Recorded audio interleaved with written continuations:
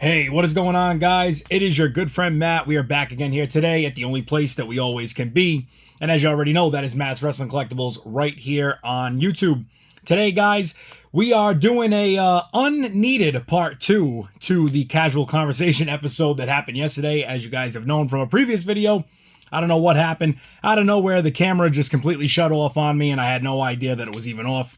So after we wrapped up the video, we probably were talking for about 10 or 15 minutes before we realized that that was no longer recording. So today, a much needed that was unneeded part 2 to episode 12 of Casual Conversations. And of course, yesterday we left off right at the moment of talking about Joe Tessitore yet again. I was just getting ready to break down a little bit of what he's been doing on Monday Night Raw, a little bit of what's been going on there, and kind of, I guess, the commentary and what we've been, seeing over these past few weeks with him. And I don't know if it's just me, like I had said to you guys originally when I brought him up, a few people were really kind of, I don't want to say putting him down, but they were kind of really like writing him off really quick. They were making it seem as though like Joe Tessitore was, who is this guy? Why is he here? And as I had said to, many people before, I believe he has probably been commentating and or announcing or doing something within that media point or realm probably for about as long as I've been alive. So, a good close to 30 years, if not maybe more. And he has been a very influential voice in boxing. So I didn't really have anything against him coming into this role. I thought it was actually really cool. I was excited to see something different, something new. And I don't know, I think over these past couple of weeks, I'm hoping that somebody maybe can help him out a little bit. Maybe he needs to just get a little bit more, maybe a little bit more relaxed with it, maybe a little bit more time spent doing it. But he was a phenomenal boxing announcer and commentator, and I really wish that we could get a little bit more of that, that liveliness maybe in what he's doing right now. Obviously, Wade Barrett is his color commentator. He is supposed to be the play-by-play as far as Joe Tessitore is concerned. So, of course, it's not really a thing for him to need to be a color commentator. He doesn't need to be that extra vibrant personality, but I always feel like Michael Cole was both. I feel like Michael Cole was always a bit of the play-by-play, of course, but he was also very much a personality on the commentating and on the announcing. So I'm really hoping that we'll see some more from Joe. I really think that it's something that maybe he'll have to kind of work his way into, of course, but having Wade Barrett with him, I think, is a huge help. I do love Wade Barrett. I would love to see Wade get back in the ring, and that's actually another part that we're going to get into on this, but I really think that it is something we will see maybe as time goes on. We have yet to see him commentate. I don't think, actually, am I wrong on that? Oh. Was he at Bash at Berlin? Now I'm getting a little nervous here. I don't think he was. I don't think Joe Tessitore has done any PLEs yet, so maybe we'll see something there. But I think he needs to get more involved with the relaxation of it, and enjoy it. I definitely like his style. I like that we're getting something different, of course. But I think he needs to maybe relax a little bit, give a little bit more to the fans, and give a little bit more behind what he's doing. He's great, you know what I mean? I have nothing against him, but I definitely think it needs to maybe go up a level or two, get a little bit more to where you can balance that and kind of be a little bit of the play-by-play that you're needed to be, and also have a little bit of that color commentator role in there as well. So we will see. We'll see how that goes, I guess. We will see where we go from here. I'm not sure if we cut out prior or if it was after, so I do want to go over this one more time. We have Drew McIntyre and CM Punk going to be facing off in Hell in a Cell at Bad Blood. That is October 5th. What a match that's going to be. I am super excited for that. I am excited to see where this goes. I'm excited to see what we have ahead of us. I think that I think CM Punk definitely does go over in that match. So we'll see a true ending hopefully to this, and both men can go into a separate path after this one. Not that I didn't enjoy the storyline. I very much do. I would just like to see something else start to come from it on both ends. So we will see what happens there. But I would love to see that. I would love to see nothing more than CM Punk put a finish to this chapter at Hell in a Cell. I think it'll be great. I think the match will be very exciting. My only worry is not just for CM Punk, but obviously for Drew McIntyre as well. Hopefully both guys will enter and exit without injury in this match. as you know, we do know that Hell in a Cell is obviously always going to be a little bit rough on their competitors no matter what. Of course, you're going to have a couple of big spots, couple of big moments.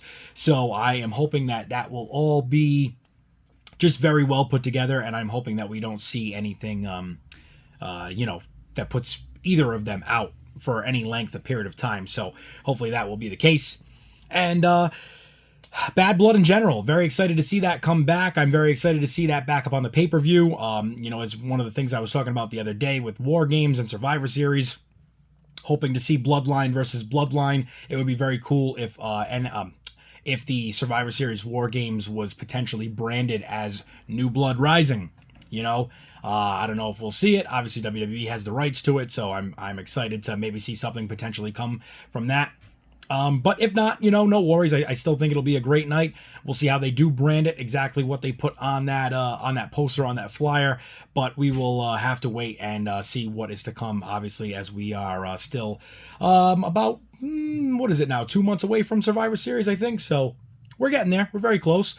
And to move on to a couple other points that were cut off in that last video, we were also talking about the upcoming match that we have between the Judgment Day and I guess you could say the Terror Twins, Jey Uso, you know, kind of not that that's a match, but the play on the matches that are coming from it. So obviously, you know, we have Damian Priest versus Finn Balor. I believe that is supposed to also be at Bad Blood, so I'm excited to see that. I'm not exactly sure what's going on with a couple of the other things that are to play out from that. Obviously, we have a couple more weeks before that happens, so we will probably see something along the lines of a few other matches being made and being put together in between now and then. I will say this, guys, and I hope that I am not in the minority of this, but I feel as though I am going to be in the majority of this. I do think that it is time that we kind of end this Judgment Day thing, not as a stable, but just as what's going on right now. We need to have Damian and Finn. We need to have you know, Rhea and Liv maybe one more time, and then after that, I really think it needs to just kind of be kind of done. You know, I'm not saying that I don't want to still see Judgment Day doing their thing. I'd love to see, you know, Finn and JD, Carlito, Dom, and Liv, you know, all stay together, all do what they're doing. But I don't know, it's just not the same. It's kind of like even with the Bloodline, you know, it's great to see that it's still going and that everything is still happening, but at the same time, it's like it's not what it was. So I'm not really sure exactly how I feel all the way around with seeing it continue in such a heavy presence with them, with the, you know, with each other. It kind of relates back to what I just said with Drew and CM Punk. You know, I'm hoping that after this, it's like, okay, it's done, it's over. We're going to go our separate ways on this. We're going to see new storylines come from it, and hopefully something, you know, that we can all enjoy from there. Obviously, the Judgment Day has a lot of potential matches and potential things that they could be doing and things that they could offer. But as far as it goes with this, you know, JD and Carlito and obviously Dom's fine, but I feel like JD and Carlito, it's kind of in the mix. I'd like to see something maybe come from it where eventually we see maybe JD and Carlito out of Judgment Day all the way around and just have it be Finn. Or actually, no, I guess maybe Carlito would just be the one I'd like to see kind of go off, do his own thing, do a singles run. And, you know, maybe JD and Finn continue to, you know, kind of be in the tag division or maybe like a mid-card title division. You know, we still see Dom chasing after mid-card titles as well. Liv obviously going after the high-up women's, you know, world championship or maybe WWE women's championship. So we will see what happens with that. But I do think that it is definitely something that is to eventually come to an end. It has to, you know what I mean? Where the Bloodline story is a little bit different, and that's very much a story that can continue to be told for years and years to come with different things implemented. But I don't think the Judgment Day story goes much further. I think the only way that that story could have continued to possibly go any longer is if we had pushed the breakup all the way until the Royal Rumble, betrayal at the Royal Rumble leads into a couple other things, then we have our WrestleMania payoff match and, you know, go from there. And that would have maybe been a way to stretch the Judgment Day out a bit longer. And, you know, also, like, I want to go back to and talk about the situation with, like, Wade Barrett. And Wade Barrett is one of two people that are currently on a list for me of guys that I would really, really love to see get back in the ring. and also have a first match in WWE. And not that it would be a first match in WWE, but it would be a first, I think, televised match in WWE. I would love to see Adam Pearce potentially have a good story with another superstar and possibly get in the ring and have a match. Win or lose, I would just like to see Adam Pearce have a match. I think it would be great. And we've already got the Adam Pearce Build-A-Figure that is now out, and we are soon to be getting that in. And we also are very excited because now with that being made, and if that is a potential match that does happen down the road, we've already got the head scan. It would be probably very easy for Mattel to give us an Adam Pearce figure, which would be awesome. I would be so excited for that. So hopefully we will see something like that along the way. Adam Pearce maybe in a potential match, potential new figure with wrestling gear, wrestling attire. Obviously, Adam Pearce holding a version of the NWA Championship back in the day. And now that Mattel has obviously created that mold, and we just got that recently with the territory figures with Harley Race there, it would be very cool to see Adam Pearce getting that NWA championship alongside him. So very cool. I don't know if that'll be something we see. Hopefully it is. Other news for you. We did see that Armando Estrada has officially signed a Legends deal with WWE, which is very cool. Excited for that. I'm very excited to get a Armando Estrada figure. And now, thankfully, I'm glad I didn't already do it, because I occasionally do grab a Jax figure here and there, especially if it's a figure I don't think we're going to get from Mattel. And I was planning on buying the Armando Estrada 2-pack with him and Umaga. I was also considering getting his Deluxe Aggression figure, but it's a bit pricey from the ones I've seen anyway. So I was thinking about getting the 2-pack with him and Umaga. But now we do have Umaga up top there, the Royal Rumble set with the red on. So we still need to get the original Umaga that has the black tights, or the black, pants there that he was wearing. I guess you could still call them tights. They're kind of like the ankle, top of the calf cutoffs there, almost like a extended shorts, that they were. So hopefully we get that soon. We get an Armando Estrada, and then we won't have to get the Jax figures. So that's very cool. And speaking of Jax figures, I do want to give a big shout out. I did mention this in the last video, but I do want to give a shout out to My Damn Toys. He gave me an idea for a video that I think I will be dropping either tomorrow or potentially Friday.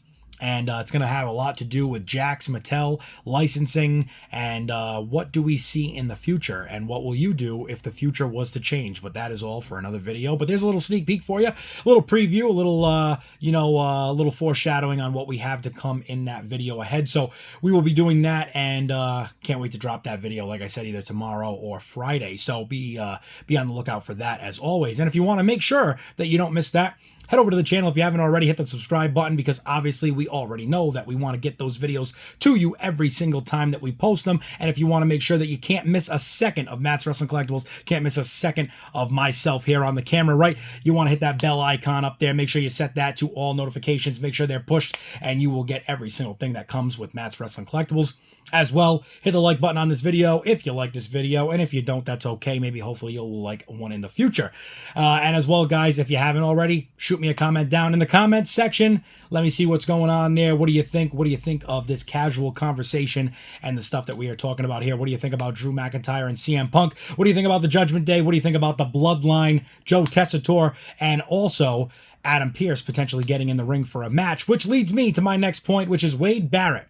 Love to see Wade Barrett get back in the ring. Hopefully that is something that we will see in the future, but I would love nothing more than to potentially see a Wade Barrett, Drew McIntyre match, as well as an Adam Pearce and a fill in the blank. Of course, I could always throw out some ideas that I would think that would be great for Adam Pearce. A match potentially with The Miz would be very, very cool. I would like that. I would love to see that. But also, too, would love to see a match maybe where somebody's giving him problems backstage. We keep seeing it. And who knows? Maybe it could be JD McDonough. Maybe it could be Carlito. And who even knows? It could even be something like, hey, if you lose, you're out of the Judgment Day for good. Who knows what it could be? But obviously, all those options are endless, and they stay in front of us until we eventually reach that point. Hopefully, sometime sooner than later. But as it keeps going here, guys, as we keep to the topics, we are also going to be talking about a couple other things here. One of which is what is going on in AEW. Like I was telling you guys the other day, I don't really follow it as much as I should. I need to stay on top of it. I need to check things out more and more. Tonight, AEW is on, and I will be watching it after we wrap up this video. So I'm going to try to start getting back to watching AEW. Very much, you know, to the T, to the point, always making sure that I catch that.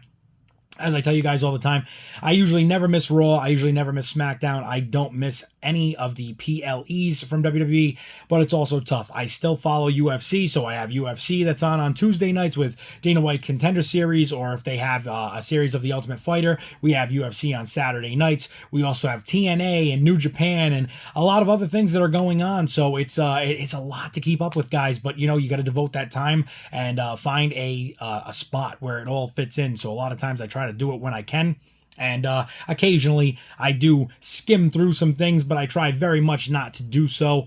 But you know, what can you do, right? It's just the nature of the game. There's a lot out there. There's a lot going on. So but guys, as far as it goes, like I said, I got cut off about 10-15 minutes shy on that last video, so I think we've probably covered about what we were going to talk about here.